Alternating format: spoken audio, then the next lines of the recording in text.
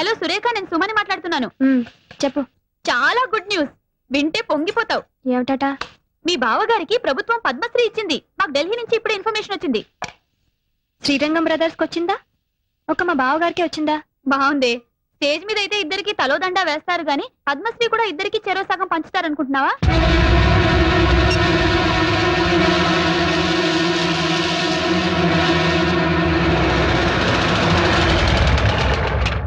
సురేఖ, టీవీలో flash news వస్తుంది, వీరికి పద్మశ్రీ వచ్చిందని.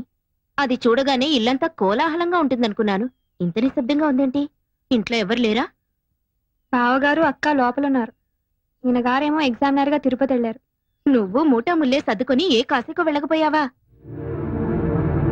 చూడు, ఆనాడు చెప్పాను, ఇప్పుడు చెప్తున్నాను. నువ్వు మీ ఆయన ఇంట్లో బానిసలేనే. ఆయనేమో అన్నీ తనిచేసి ఆయనకొచ్చే సన్మానాలు బిరుదులు అన్నగారికి త్యాగం చేయడం. నువ్వేమో ముష్టి 10,000 కావాలంటే వాళ్ళని వీళ్ళని దేవిరించడం. ఇదిగో, ఇప్పటికైనా కళ్ళు తెరుచుకొని వాళ్ళ అసలు రూపం ఏంటో తెలుసుకో. ఈ రొంపిలోంచి బయటపడి మీ ఆయన విలువేంటో నిరూపించుకో.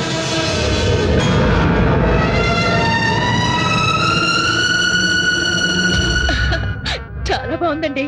ఎవరికో? ఇంకెవరికి? నీకే. రేపు మీ ఆయన పద్మశ్రీ బిరుదు తీసుకుంటున్నప్పుడు ఈ ఆభరణాలన్నీ ధరించి ఆ దృశ్యాన్ని తెలకెత్తుగా. నాకెందుకండి ఈ పై మెరుగులు? మేరువు లాంటి నా భర్త పక్కనుండగా ఇది చెల్లెలకి ఇస్తానండి. ఢిల్లీ ప్రయాణానికని కొత్త పట్టు చీర కొన్నాను తనకి. ఈ చీర మీదకి ఈ సెట్ చాలా బాగుంటుంది. ఏమంటారు? అలాగే.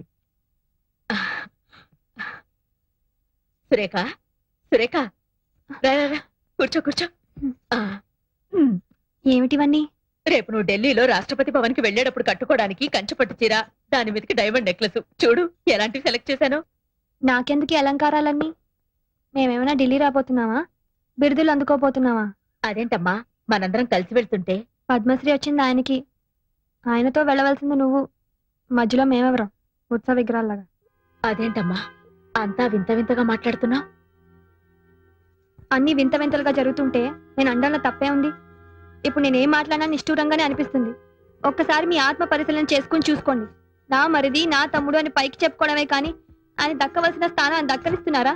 ఆయనకి రావాల్సిన గౌరవానికి వచ్చేలా చూస్తున్నారా? ఎందుకు? ఆయన మతిక మనిషి కనుక, ఇందులో తన వాటా కూడా ఉందని చెప్పుకోలేని మూగ మనిషి కనుక. చాలు, ఆ వెళ్ళేదేదో మీ ఇద్దరే వెళ్ళిరండి. ఆ పొందే సత్కారం ఏదో మీరు ఒక్కరే పొందిరండి. మమ్మల్ని ఇలా కూపస్తు మండు కాల్లా బతకనివ్వండి.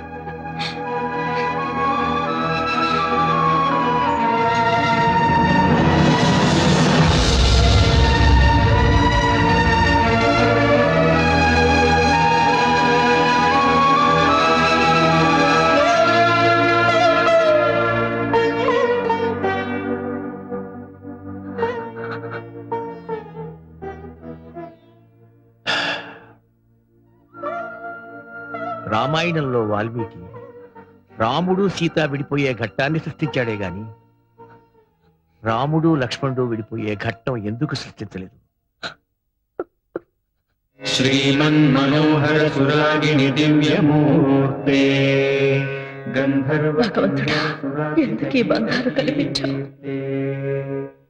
ఈ బంధాన్ని తెచ్చుకునే శక్తిని స్వామి.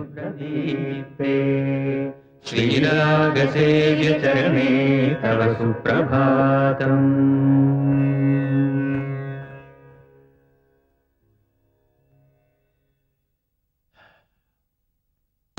కొండ మీద శ్రీవారి దర్శనానికి ఏర్పాటు చేశాను. మీరు కొంచెం రిఫ్రెష్ అయితే.